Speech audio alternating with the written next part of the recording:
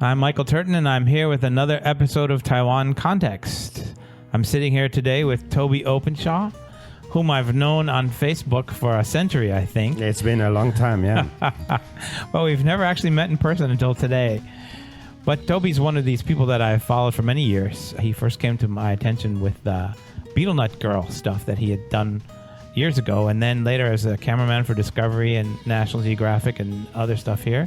And we were on the same show with Michelle at FTV for a while. That's right, yeah. And now he's working on indigenous issues, and we're going to talk about all these things today. I just want to say how delighted I am to have him here on the show today. He's been one of these people that I've really admired over the years. Oh, thank you very much. And I can say the same for you, Michael. The work that you do, the stuff that you write gets out there and it gets noticed and it makes a difference. So I've certainly been following you for all these years too. Thank you very much. So I guess we have to start at the beginning. What brought you here? Where are you from? All that good stuff. I was brought to Taiwan by airplane. It's my standard joke, sorry. And if you can imagine, I always make sort of like flappy motions with my hands when I do that. You're talking to a guy who loves bad jokes. Yeah, so. There you go, sorry. But basically what brought me here was poverty and crime in South Africa. You know, so I grew up in South Africa. I lived in Namibia for 6 years.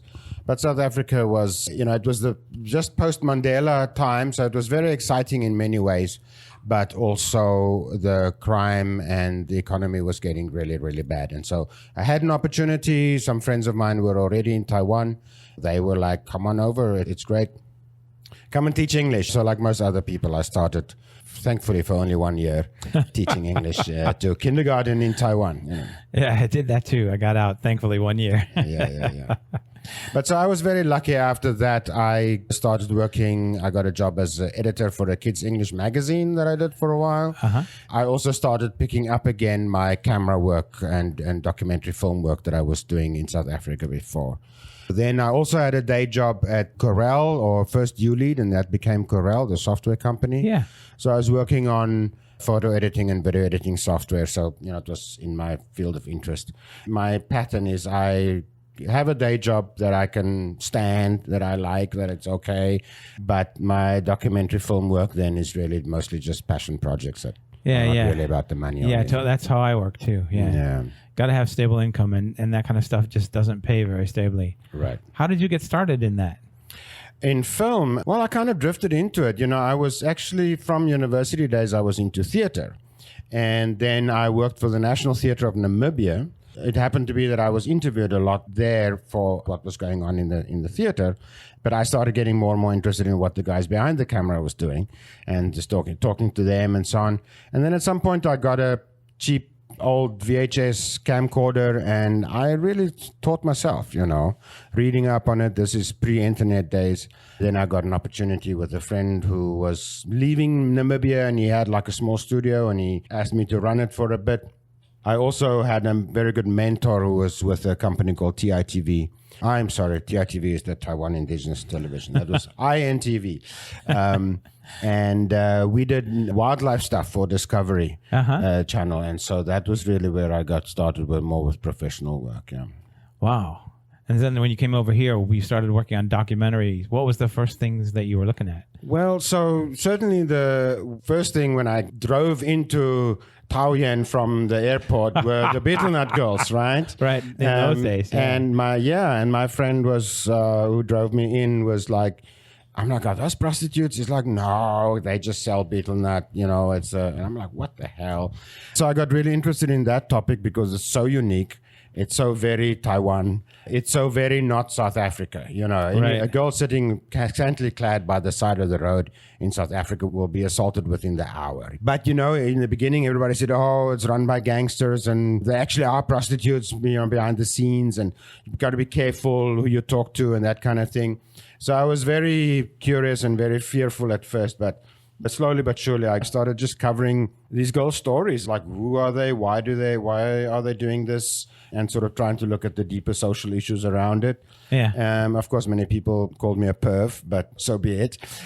and so I initially wanted to do a documentary film about that, but Nat Geo rejected it. Mostly it was because Taiwan did not want to promote Betelnut Girl culture as a part of its tourism attractions. You know? Right. So, which is fair enough. Right. But it then kind of modified into a more of a long-term photo project. So I realized I had enough photos to make an exhibition, which is much cheaper than making a film, because back in those days, it was before we had the DSLR and the high definition cameras that you can buy for really cheaply now, you know. Yeah. So the first stuff I shot about Betelnut Girls was on Betacam, and I had to rent that camera at $1,000 a day, you know. Wow. Yeah. Making it into a photo exhibition and a photo project became much easier. And so, yeah, so over time, I sort of became known as Mr. Betelnut Girl in Taiwan.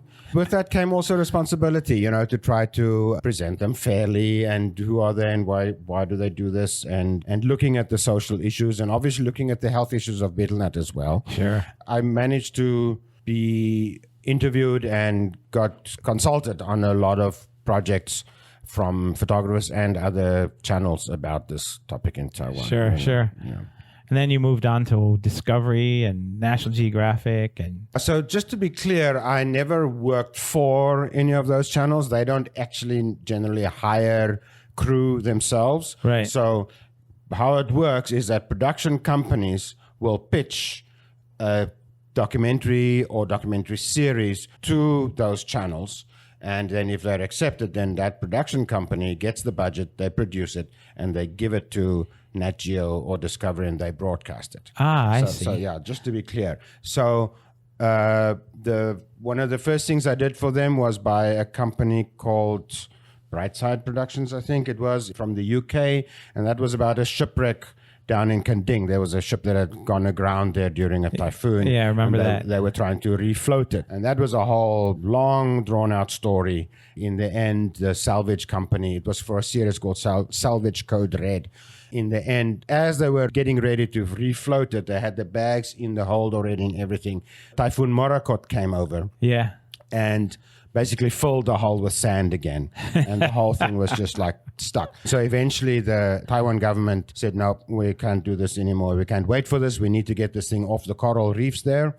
Old coral, but still. And so they had a company actually destroy it in situ. They salvaged it. They just cut it up into pieces right there.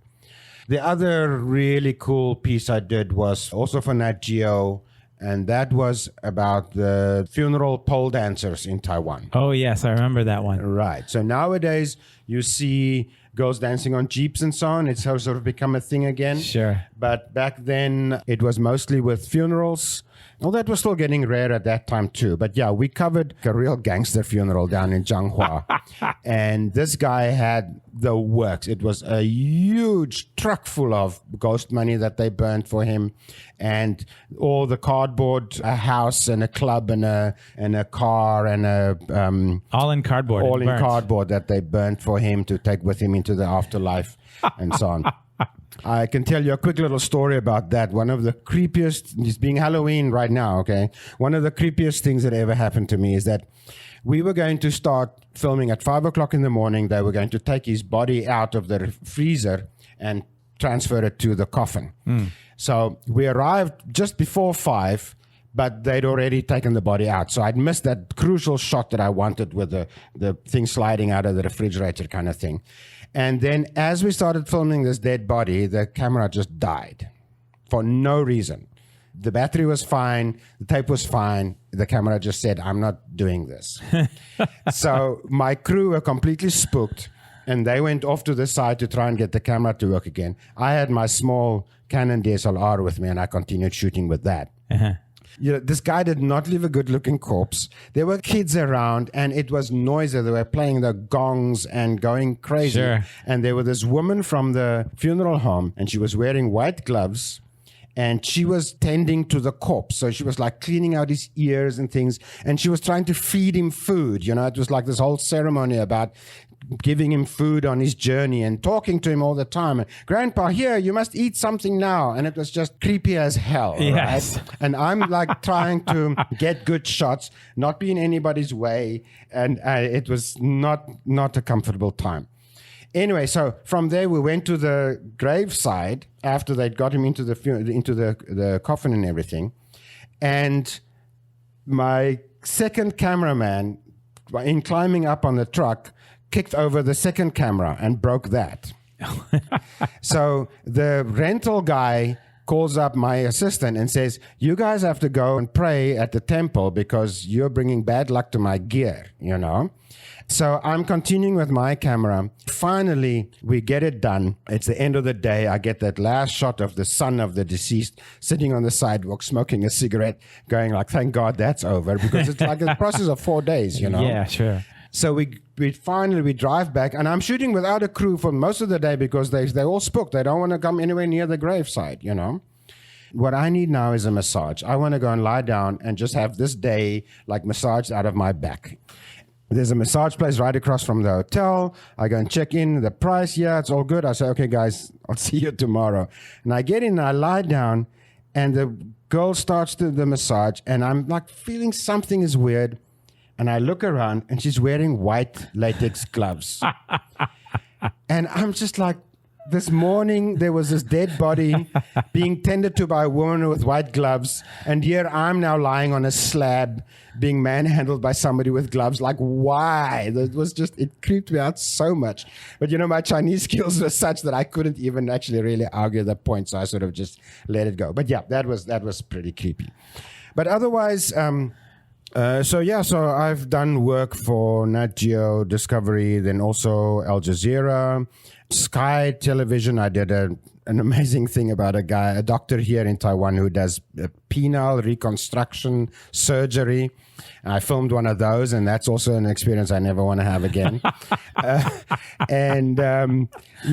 Jazeera, we did something about legalizing sex work in Taiwan. So I've certainly been around the block in terms of interesting subjects, I can tell you. Yeah, for sure. Yeah. I'd pay money not to see the penile reconstruction one. But the surgeon who did that surgery was very famous in Taiwan, in that he developed a certain kind of surgery to open up the blood vessels in the penis. And he did so because he had that problem. And then he taught his associate to do the procedure on him, and it didn't work. So he did the procedure on himself. So he literally had full surgery set up and everything with a nurse, and he had local anesthetic, and he sat there, and I saw the video working on his own penis, and he did it himself. Wow. That's a pretty good recommendation for a surgical technique. All right. And you and I had worked with Michelle's show, that travel show at FTV for a while, and then you had a great story about being bitten by a snake on Yangmingshan. Yeah, not on Yangmingshan, in Fulong. Oh, in Fulong. At the beach, yeah. No yeah, way. Yeah. They're between the area between the beach and the street there, by the temple. I was out in the nighttime filming or taking photos of the temple there, beautifully backlit and everything, and walking back towards the food bar, which my friend Etienne ran at that time. I just suddenly felt this sting on my leg. My first thought was it was a wasp. It felt I'd been stung by a wasp before. It kind of felt like that. But then I felt this thing like curling around my leg, and I just kicked it off. It was very dark. It was in the little path, but I could see it there, and it just sat there looking at me. So, many thoughts racing through my head. Do I try to kill it? Do I try to take a photo of it? But my tripod was extended, and I couldn't do that. So I decided, okay, just take a good look at it and get to help. For that moment, your thoughts also go, okay, maybe it's not really venomous, but then I saw it has that triangular viper head, You also think, okay, maybe it didn't really inject a whole lot of venom. But the next moment, I just felt this burning, absolute fire burning sensation just coming up my leg incredibly fast. I just said, okay, well, I guess I'm not going to just drive my car home tonight. This is where the Taiwan healthcare system kicks in, okay? So run across the street. By the time I get to the restaurant, and it's less than 50 meters, my leg's already dragging. It's paralyzed. Yeah. Right? Tell Etienne, hey, I've been bitten by a snake. He's like, okay, in here, lie down. He continues to serve customers in his restaurant because it's really busy there. But he goes around to the police station, says, my buddy's been bitten by a snake. They come back and they call an ambulance. Ambulance arrives probably 15 minutes after the bite, all right? So I get an ambulance ride to Audi, the nearest clinic there. Yeah. It's a free ambulance. It's a volunteer ambulance service, all right? So free ambulance ride to Audi. Arrive there. They show me a booklet with photos, and I say, okay, right, it's definitely that snake. They say, okay, guy, we got it. It's the Taiwan Guekehua, or the habu. It's a family is of the pit viper family. So the venom attacks your tissues and your blood. So I kind of knew I wasn't going to die, but I was worried I was going to lose my foot or my leg, because I have seen, especially in South Africa, people bitten by vipers where the wound never heals, they get gangrene, and they lose a foot or a leg or a hand or something, you know. So that was my main concern. It was extremely painful. It really is incredibly painful. Anyway, so at the clinic in Audi, they give me a antivenom injection, and I had to pay for that, 7,000 NT, because I didn't have my health card on me. So then they put me into the ambulance again and say, to Geelong with you. So go to Geelong Veterans or General Hospital there. And there I stayed for a week. I got another 2 antivenom injections and antibiotics for the whole week, you know, just like pouring into it. I was seen by a occupational therapist and a physical therapist, you know, various people in and out.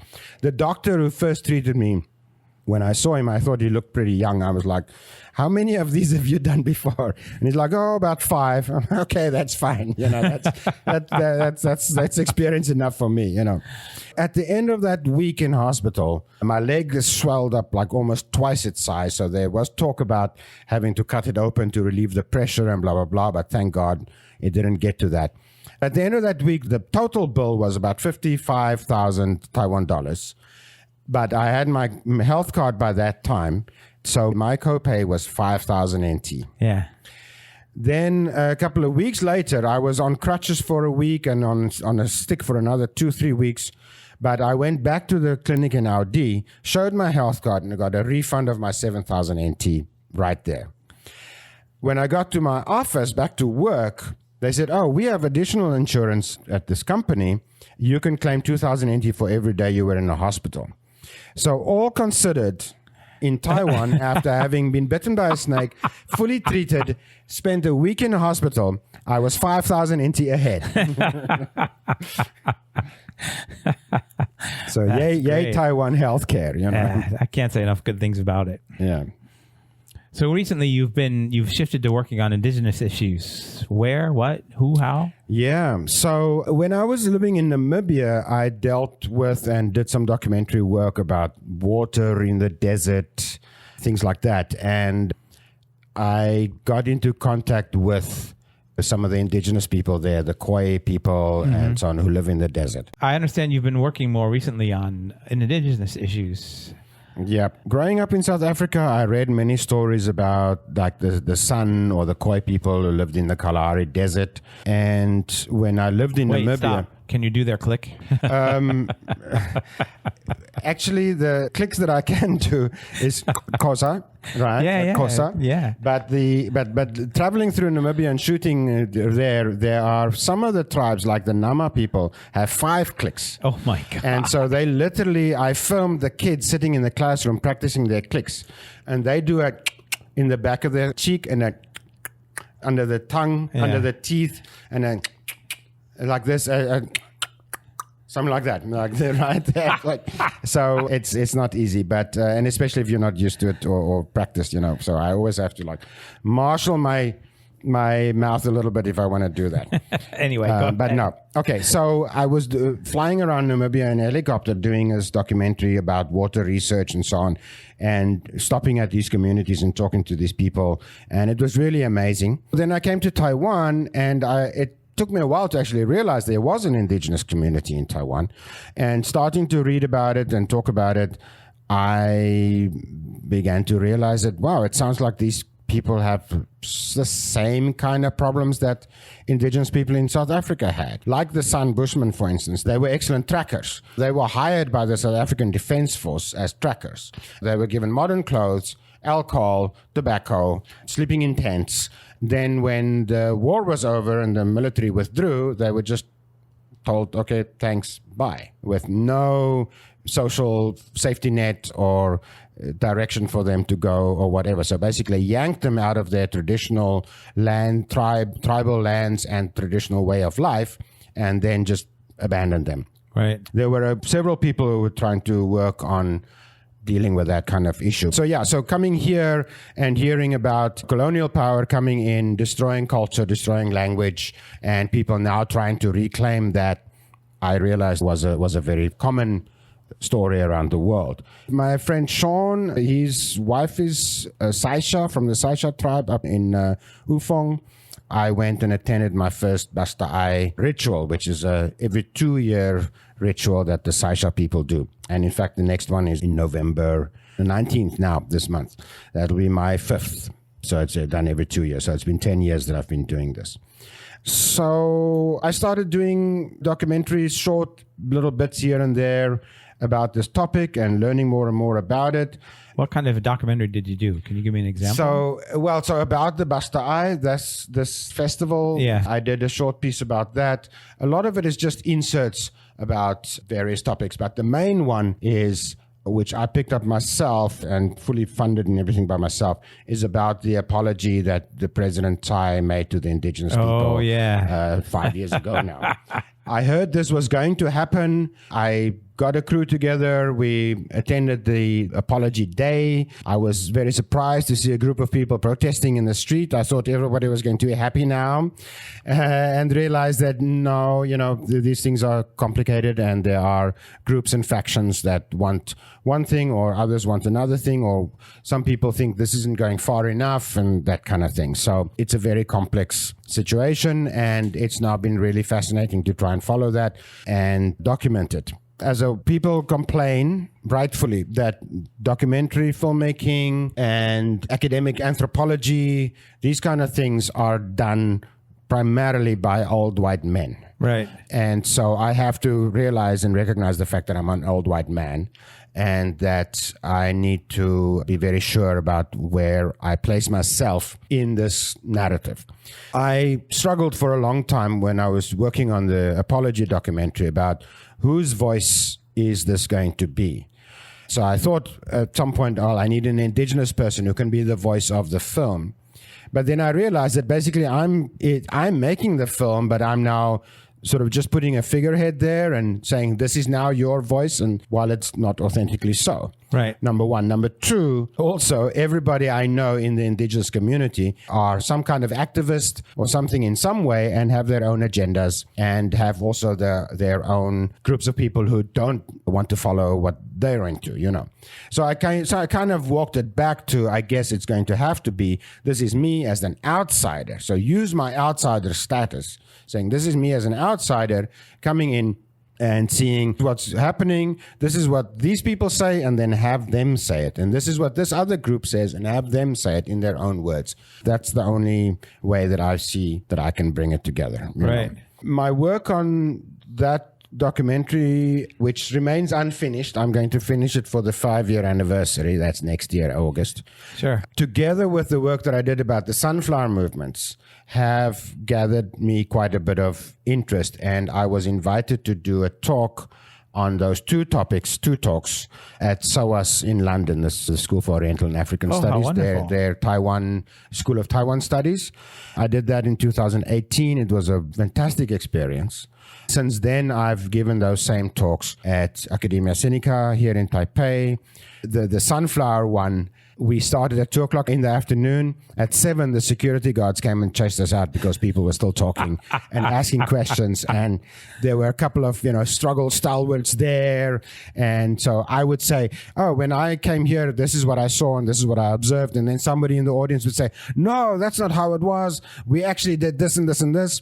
And, as a researcher and a documentarian, I don't see that as an attack or anything at all. I go, thank you very much for that input, So it was an amazing dialogue that was going on there. I was also approached by UCLan, the University of Central Lancashire, which is up in Preston in the north of England. Uh-huh. I've been very honored to be invited to be a affiliated research fellow with their School of Austronesian Studies. They have a school of Austronesian studies. Or a center for Austronesian center. studies. Sorry, it's a center for Austronesian studies, again within their School of Taiwan Studies. Cool. Or department. I'm never clear on that. And so I went there last year and also gave a talk there that went down really, really well. I was going to do more documentary projects for them. Then it was sort of like I was going to would be a returning practitioner, right? I'm not really an academic yet, although I am starting on my master's, but I'm a practitioner. So I was going to come back regularly and present documentary projects. They are interested in topics like indigenous people and climate change, for instance. Right. So have you noticed that? Is that on the radar of local indigenous activists? Yes, not as much as one would think. Right. And the effects are not very obvious in Taiwan. Sort of just looking like that. But what people are saying are things like animals that would stay above a certain altitude are now coming down lower. Yeah. They're saying that it's not a general warming that's going on here. It's just bigger spikes. So it's very warm, then very cold, so that the extremes are getting higher. Yeah. And then there's a shift in season. So back in the day, the indigenous people would plant the millet at a time when the birds were sitting on their eggs, so that where the millet would grow bigger and be ready for harvest almost by the time the chicks grew up and started eating millet. So they literally timed it according to the cycles of birds nesting in order to protect their harvest of millet. Now they say the birds are nesting earlier and therefore their millet harvest is now again at risk. But the millet is man-planted, so it's not that easy to adjust that. And the millet planting and harvesting is all in a cycle in the rest of the year that it has to do with lunar cycle, has to do with rituals, and all of that stuff. Yeah. So those are the kind of things that we are seeing. But I try to zoom in or hone in on a smaller part of the topic. And the topic that came up, this is people often ask me, how do you find your topics? It's like my topics find me. Exactly. They bubble up, and then it's like, oh yeah, let me follow this rabbit hole, Right. And so the rabbit hole that I'm currently in is about indigenous hunting rights. Oh yeah, that's a huge one. Yes. So it's an ongoing conversation right now. There are representations made to government right now. And the point is that hunting is a nexus, pulls together issues of land rights, issues of language and culture, tradition, and autonomy. So the word autonomy is very much a part of the conversation at the moment. So indigenous people don't all agree. Not everybody agrees on what autonomy means or what it looks like. Right. But it deals with things like, okay, our territory, it used to be where the Skaroo National Park is right now, for instance, the Shui Park. We want to have the right to go in there. We want to have the right to entry. We want to have the right to, or not be given the right. We want to reclaim the right that we always had that was taken away from us. These distinctions are very important. To hunt there, to have temporary abodes there. So like build a house out of bamboo. We agree, okay, we're not going to build a new town out of concrete there, all right? Right. But, like my friend La Ling, who's very much a hunting activist, says, when I am on the mountain as an indigenous man, I am not on the mountain as a carbuncle, as something that disrupts the mountain. I am of the mountain. Yeah. I belong there. I fit into it. I am a part of it. And the way that I walk, the way that I move through the mountain, the way that I hunt, the animals I see, the plants that I take for my food, those things are all completely natural part of the cycle of the mountain, Yeah. So it's been a really, really interesting journey talking about hunting, because also the other issue is about the guns that people use. Right. So in Taiwan, indigenous people are allowed to hunt, but they have to use handmade muzzle-loading guns. They're not allowed to buy any kind of commercial firearm. Right. And so that is a conversation that's ongoing right now. And I've actually been asked to consult on a committee about gun laws, because I was in South Africa. I was into competitive shooting. I was a member of the South African Gun Owners Association that talked about legislation and stuff. I'm not a redneck gun owner. I'm a very liberal gun owner, but a former gun owner nevertheless. So I'll be talking in that committee just about what we did in South Africa. I don't presume to tell Taiwan indigenous people how to have their gun laws, but I can tell them how things worked in South Africa and what about it worked well and what did not. So on that level. So I've been talking to some really, really fascinating people who do amazing work in forestry. A friend of mine, a woman who's doing work on hunting trap cameras. So she has a series of cameras through the mountain that will record when animals go past it. So Sure. she can do counts. And then Professor Pei down south. Curtis Pei, right. Yeah. And he has been working for several years now on starting a hunting association. The association tells the government, we will run according to, Gaia or Gaga, the tribal rules. Right. But then we want to have the right to police ourselves. Right. And the government is now saying, okay, we accept that and we can understand that and we will accept your undertaking that the resources will be protected. But you need to report whatever you take, whether it's trapping or shooting. Then they had like a line group, where people would post a photo of the animal they've just shot, and they would send that to Professor Pei, and then he would analyze. And then I said, but come on, this is 2020, let's make a phone app. And I actually got one of my students at Taipei American School to start the design of a phone app, which Professor Pei and his IT people have now taken up and done more about. But yeah, so the idea is the hunter will take a photo with his phone. It will immediately pull down the exact GPS location, the altitude. It will pull data from the nearest weather station, so very local weather. Right. And then the hunter will just click a button for the species, male or female, pregnant or not pregnant, whatever. You can put any number of data in there as long as not too onerous for the person to do it, right? Right. Because you have to convince people to do it.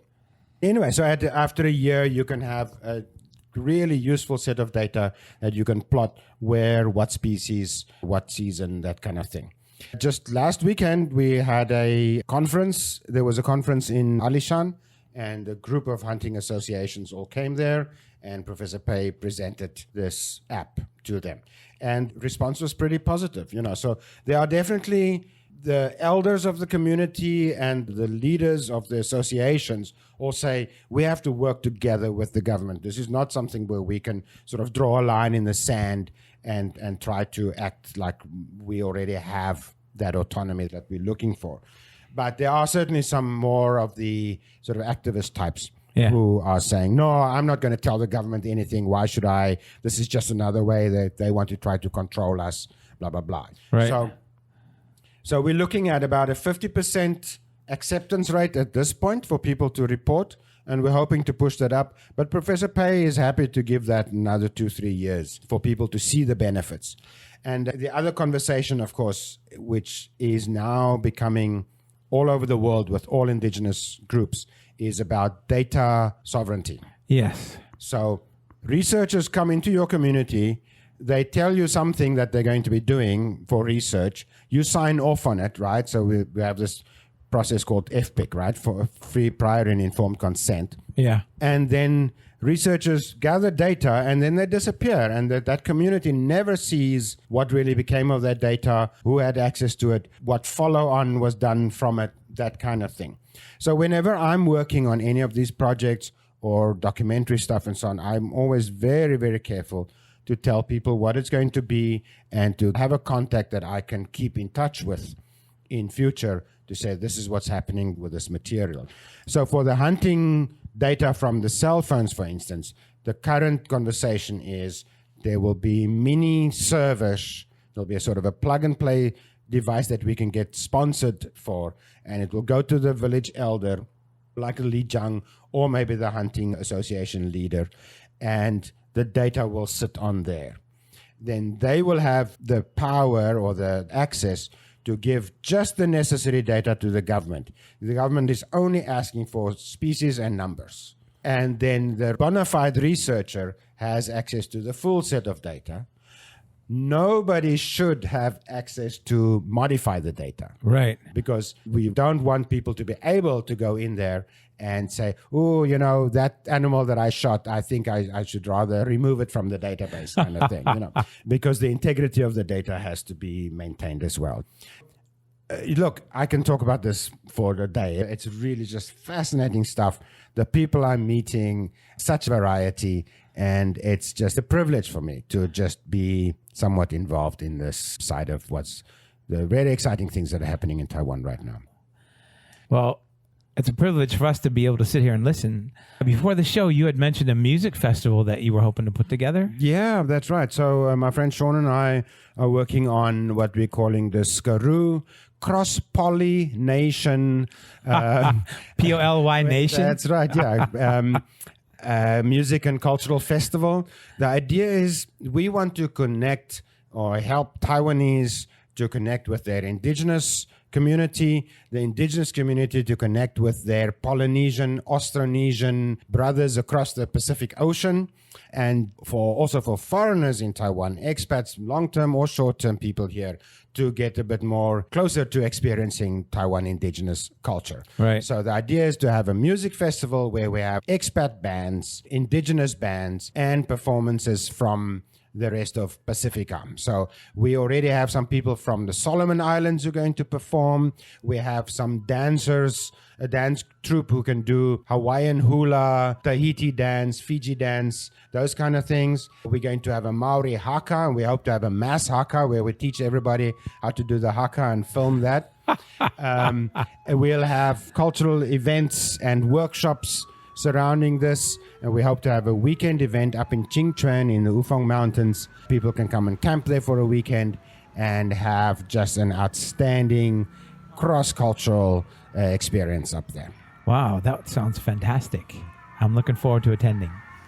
So thank you very much for having me on. It was a pleasure talking to you. It's been a pleasure listening to you. Thank you. This has been brought to you by the Taiwan Report. For more content like this, become our patron at report.tw.